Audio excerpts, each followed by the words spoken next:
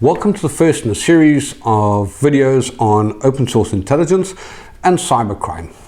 Hopefully this will be the first of many videos that will help you a little bit around understanding different elements of cybercrime, how it affects us, how it plays out, and of course what you can do to prevent it.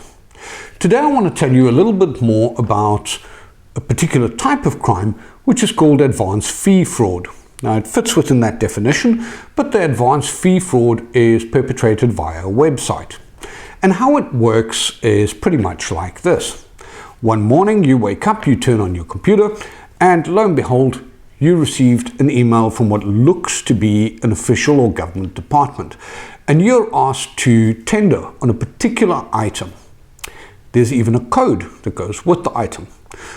Let's say, for example, that the item you've been asked to tender on is a mug TO1. You immediately hit up Google and you look for a mug TO1. Lo and behold, what you find is a couple of classified listings, but they all direct you to one particular website.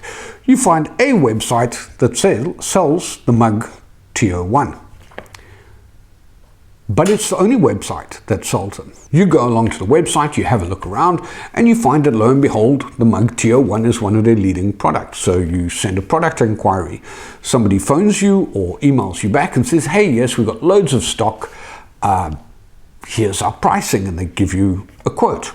Everything looks great so far. You complete the very simple tender form, you submit it along with your best price for the mug TO1 with your markup. Within a day or two, you get awarded the tender. This is fantastic. What's better? They're going to pay you on 2 or 3 days as terms. This is an epic transaction. This is fantastic. You're buying it in, you're putting a markup on it, you're going to sell it to government, and you're going to get paid within 2 or 3 days. Quick as a flash, you're back to the supplier, you place the order, they've got loads of stock for you, but they're going to need a deposit. That would be normal business practice. You haven't dealt with them before, of course, so you pay over the deposit. And that's where it stops. The money is gone. Behind the scenes, the same person who created the tender that was emailed to you is the person that set up, runs, and controls the mugto1.co.za website. There is no tender. There never was. There is no mug TO1. Never was. And the business behind the website is also non-existent. It's just a scammer. And your money is now gone. The trail, depending how you follow it, of course, might lead cold. There are always elements left behind that one can work with investigatively, but that's not the point of the video. The point is that most of these scams are avoidable with practical, simple common sense. Do your due diligence. Don't believe everything you read on the internet. Check the phone numbers. Check the physical address.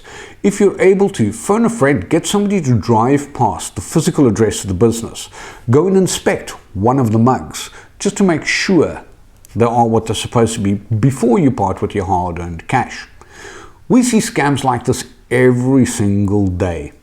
Many of them reach us when the money's already been lost and we're down to investigating and trying to track and trace and get back to the individual, or more commonly the syndicate that's behind it.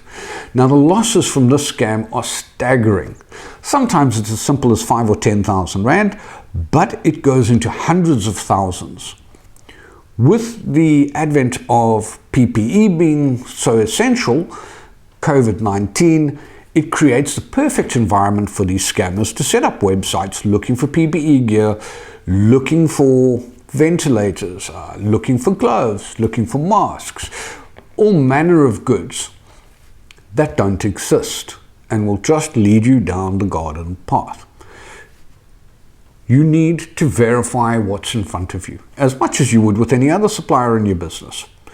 Check the VAT number. Check the company registration number. Check the cell phone number. Check the landline number. Make sure it is a landline number and not a VoIP number. Satisfy yourself. Take your time, check the age of the domain. How long has that website been up and running for? Generally, within 10 to 15 minutes, one can establish the authenticity and the stability of an online offering.